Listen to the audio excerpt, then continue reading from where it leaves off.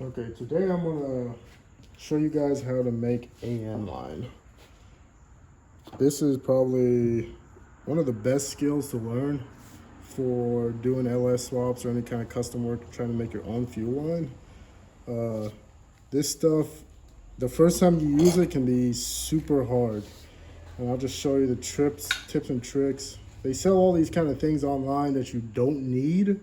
I've tried to use them and they don't work any better than just doing it by hand, honestly. So I always do mine by hand. Okay, things that you are gonna need are basically just a few basic hand tools. You'll need a screwdriver first and foremost. You'll need an adjustable wrench. You'll need painter's tape and some lubricant. I use this as engine assembly lube because it's really slippery. The more slippery it is and the more like greasy it is, the easier time you're gonna have. If you use WD-40 or something, it's gonna dry up too quick and it's kind of too thin, it just pushes it out the way and you're gonna have problems. Basically, if you want to, one other thing, if you want to protect the finish, I know a lot of guys care about how this thing looks, and that's the reason why we use these fittings, but they get scratched really easily and then they start looking ugly. I would suggest wrapping this in painter's tape. Put one layer of painter's tape around it very tightly if you were going to do that, or something like maybe some duct tape, but I don't like duct tape because it leaves behind residue. But you know, I don't really care. I'm just doing a tutorial video, and these are cheap fittings anyway. So the other thing is, the fittings you buy certainly matter. I do not like using these. These are eBay fittings, so the quality of them are like pretty much awful. The fit and finish, they don't go together, they don't slide too well. If you buy like a Russell fitting, those are really good fittings. They just feel, you'll just feel the quality difference. Another good, cheaper fitting than Russell is the Jags line, the HD line. I really like those fittings. So I would definitely suggest using the Jags line. I'm sure there's some other ones, but those are just the ones I've used. But I'm gonna show you how to use the eBay fittings, and these are probably the worst ones to put together. If you can do this, you can pretty much do any of them. You gotta be extremely careful because these things are made out of aluminum and they will strip and you will damage them and you will waste. Some of these fittings are upwards of $15 a piece. And so you mess it up, you are just threw away $15 literally. So you want to do this the right way the first time. Okay, I'm actually gonna take my gloves off because it is a lot harder to do with gloves on. I was just working on something else, so that's why I had them on. First thing is, if you ever buy these in a kit, like a fuel line kit, a lot of the times you'll see that they actually use painter tape to cut it. The best thing to use to cut it, I forgot to tell you about this, is a cutoff wheel, which is a regular cutting blade. That's what I've used. I've seen people use like one of those large cable cutters, but they distort the cable. They distort the hose too much. Let me plug this up.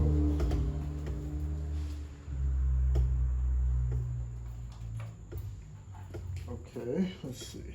So these are basically ready to go on. And you'll know that they're ready to go on by, if you look at them, let me see if I get it to focus. There we go. You see how basically the lining that's on there, the protective, like the braid, is not like protruding a whole lot from the hose itself. Basically, if you have this is large, if it's flared out a lot, it's not gonna work because you're not gonna be able to get this in there. I've seen people pull this braid back and use it, but I don't like doing that because then your hose does not have a good tight fit. And I've seen these things leak from these fittings if you don't get this right. This thing also has to be all the way up in this fitting, otherwise you're going to get leaks. And especially when you're dealing with fuel, you don't want to deal with that. You know, you're going to be you're in for a bad day. So first and foremost, I take this painter's tape, just any old, this is cheap painter's tape. Actually, no, this one's not cheap. This one's Duck brand. Yeah, Duck. So you can use cheap painter's tape. It doesn't really matter because you're taking it off like immediately. I'm sure there's probably a better, 3M tape would probably be the best thing you can buy though. So first and foremost, okay, sorry about that. My camera died. Okay. So, where was I? Okay, yeah. I was wrapping my nylon braid. Just show you guys. So I try to wrap this as tight as possible because you want to keep these strands together. And the biggest thing is you want to cut it fast too because you don't want to melt the hose. Like it'll start to smoke and burn. Try to avoid that as much as possible. I'll go ahead and wrap both of them just so we can keep this thing moving as fast as possible. Okay. So you can actually see like it's deforming the tape is how tight I'm wrapping this thing. And I mean, this is like key to getting this thing right because pretty much you want to do this, yeah, like I said, the first time, the right time. Okay. So, you do about 2 wraps. You can do 3. The thicker, you start to get to a point where it starts to get detrimental, in my opinion. So, okay. First, of course, also, you would like to use a vise. I've done it without a vise. It's a lot harder. But with a vise, it makes things a whole lot easier. Okay, so we don't need to do that tight because I don't want to deform the hose too much. One other thing is make sure you have safety glasses. You only need metal to get in your eye one time for you never to do this shit again, basically. So I'm gonna go ahead and put my safety glasses on. Now they're fogged up, but here we go. So basically you want to try to cut this as straight as you can. Like you don't want to cut it at an angle. You want to cut it straight because the straighter you get it, the more you can get the hose to actually bottom out in the fitting. So I'm gonna go ahead and cut it.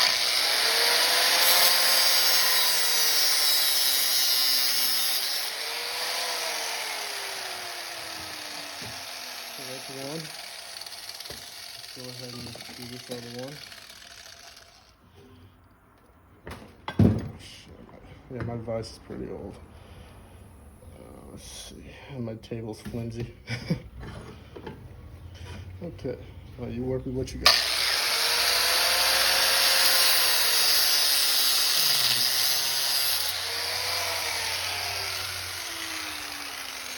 Okay, that's that line down. Okay, we're done with the safety glasses. There's a little edge holding on.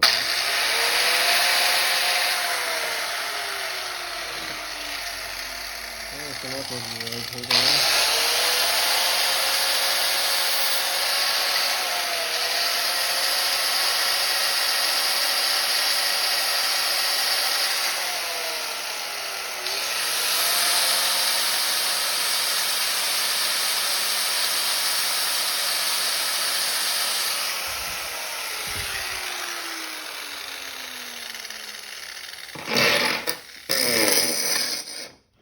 Okay, like you saw, I actually used the grinder itself to kind of trim some of I had a few loose edges. I'm trying to rush it. Usually that won't happen. But you can use it to clean up that edge if you need to. But you see how tight this braid is? I've seen a lot of people use electrical tape. I find it stretches way too much. Another thing you want to do is make sure you clean your fitting before you put it in. I'm just using the screw. I mean, I'm not really doing a great job. Like I would actually run compressed air through it, maybe some brake cleaner also. Try to get as much of that rubber out as you can. I'm just gonna blow on it, but ideally you want to use compressed air.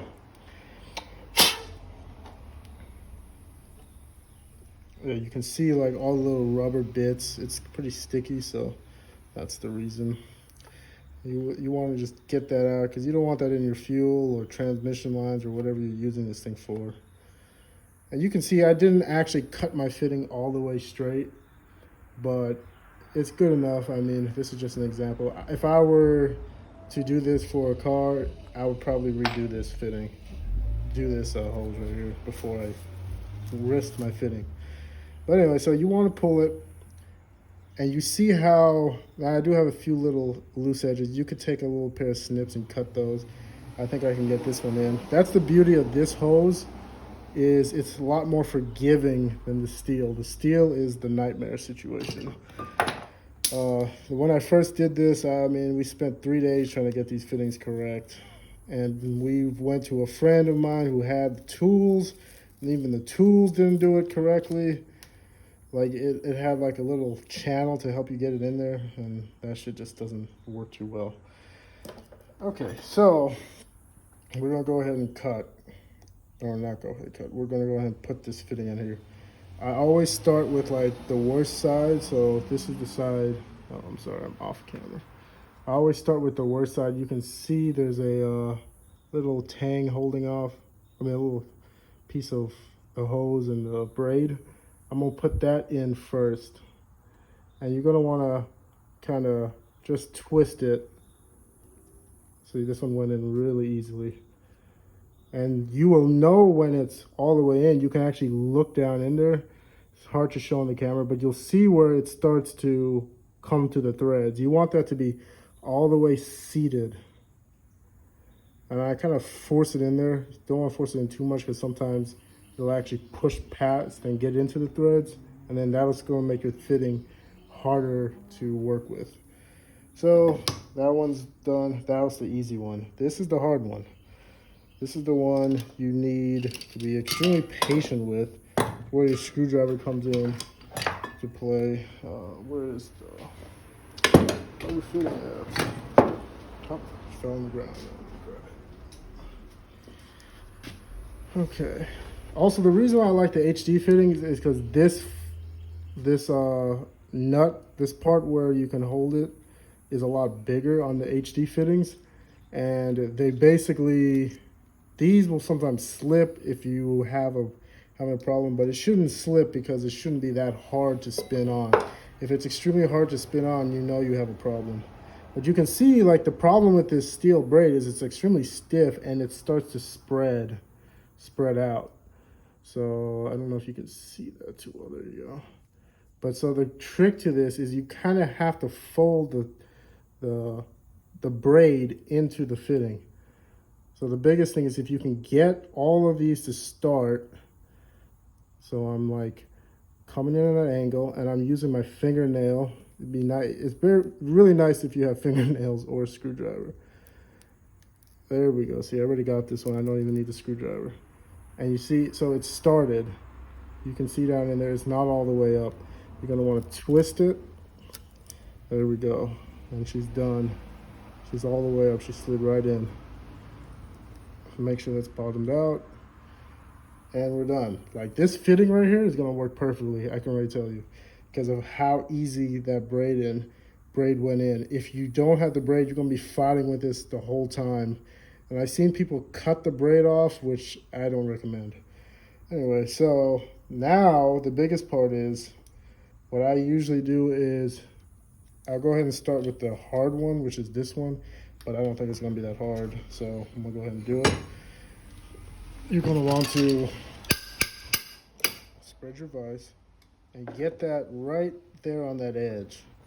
You wanna make sure, you know, the nut is sticking out a little bit past your vise. And you're gonna wanna clamp that down real good. Don't wanna do it too tight, but just make sure it's not gonna slip. You know, you could also put like tape on your vise if you wanna try not to mar that surface. They also sell plastic ends, but sometimes you have a problem with it slipping out because it's plastic. The biggest thing is you wanna use a liberal dose of this lubricant. You want to make sure it's on the threads on the inside and makes it all the way down to that hose. You can clean this out later with brake clean if you feel it's necessary. Most of the time, I mean, it's assembly lube, so I don't think it's going to hurt much or anything. I also want to put a good amount of lubricant on this. This assembly lube